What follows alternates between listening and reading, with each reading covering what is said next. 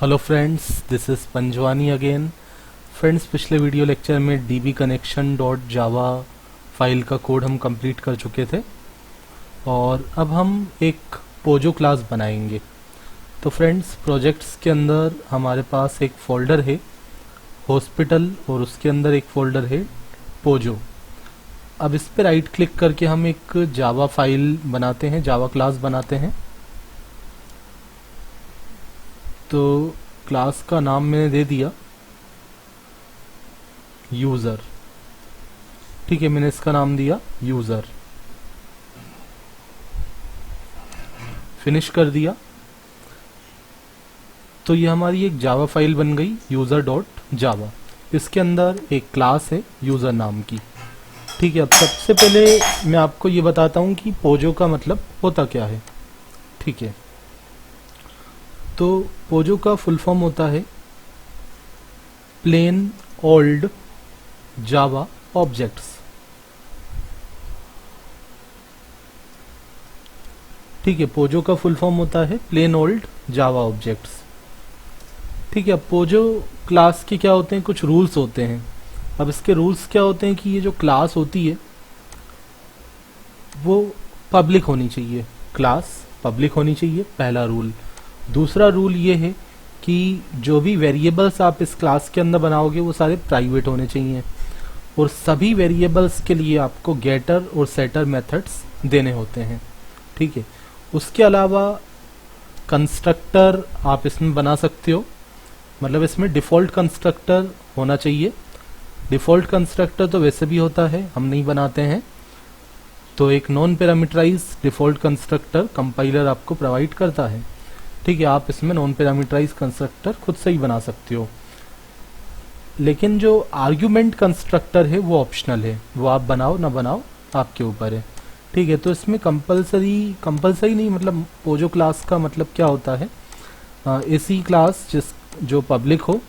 ठीक है, और जिसमें सारे वेरिएबल्स कैसे हों, प्राइवेट हों और सभी वेरिएबल के गेटर सेटर मेथड्स होने चाहिए, इतना तो होना चाहिए।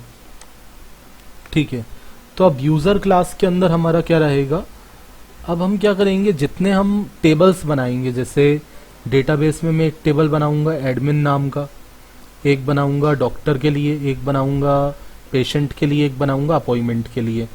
तो जितने टेबल्स बनाऊंगा उसके करस्पॉन्डिंग में पोजो फोल्डर के अंदर क्लासेस बना दूंगा, एक एक क्लास बना दूंगा।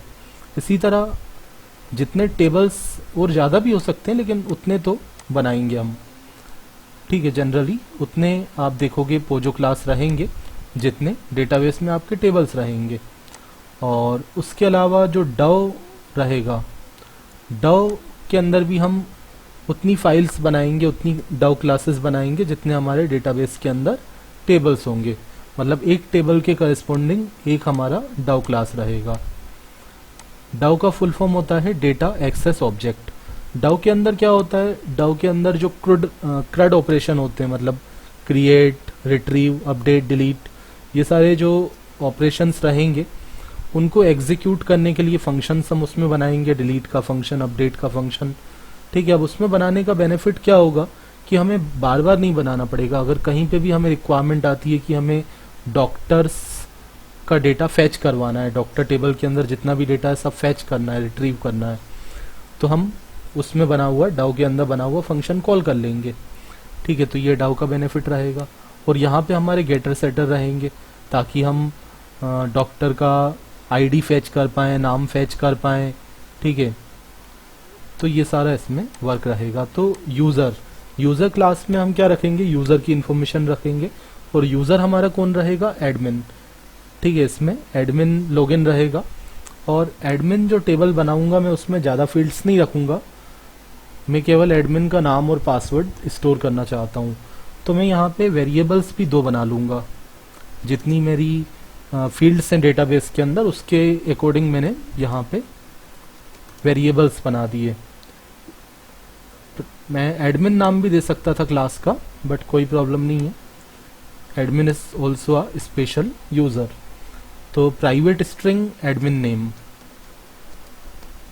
ठीक है, हमने लिखा private string admin name. Then after एक और वेरिएबल बना दिया, जो भी वेरिएबल्स रहेंगे वो प्राइवेट होने चाहिए, और एडमिन नेम के बाद यहाँ पे पासवर्ड नाम का वेरिएबल।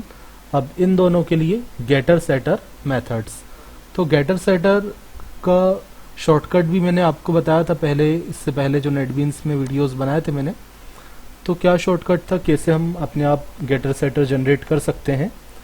तो आपके पास आप या तो राइट क्लिक कर लो, या तो इसका एक शॉर्टकट भी होता है अल्ट इंसर्ट।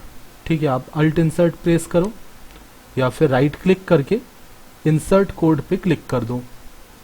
ठीक है, तो यहाँ पे ये ऑप्शन आ जाएंगे गेटर एंड सेटर, या तो फिर अल्ट और इंसर्ट प्रेस कर देता हूँ मैं शॉर्टकट, तो ये आ गया। तो मुझे गेटर भी बनाना है, सेटर भी बनाना है, और दोनों फील्ड्स के लिए बनाना है, सभी फील्ड्स के लिए, एडमिन नेम के लिए भी, पासवर्ड के लिए भी। जनरेट पे क्लिक कर दिया तो ये गेटर सेटर अपने आप बन गए। गेटर का काम क्या है, जब इसको कहीं से भी हम कॉल करेंगे किसी फाइल से, तो हमें एडमिन का नाम ये रिटर्न करेगा, और इसके थ्रू हम क्या करेंगे, इसमें एडमिन के नाम में वैल्यू इंसर्ट करेंगे। ठीक है, पासवर्ड गेट करना, पासवर्ड सेट करना, तो ये सारे हमारे गेटर सेटर बन गए। ओके, सो फ्रेंड्स, ये है हमारी पोजो क्लास। इसका हम यूज़ करेंगे